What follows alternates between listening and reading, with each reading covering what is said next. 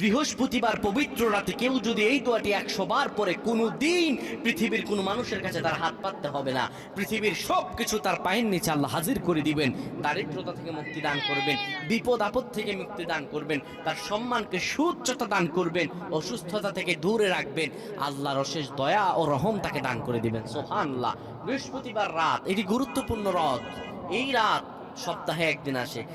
আরবিতে রাত আগে আসে, দিন পরে আসে। সুতরাং বৃহস্পতিবারের যে দিন গিয়ে রাত, এটি বৃহস্পতিবার রাত নয়, এটি শুক্রবারের রাত, এটি জুমাবারের রাত, এটি দোয়া কবুলের রাত, আল্লাহর কাছাকাছি হওয়ার রাত। সুবহানাল্লাহ। এই বৃহস্পতিবার রাত আল্লাহ তাআলা বান্দার দোয়া কবুল করেন।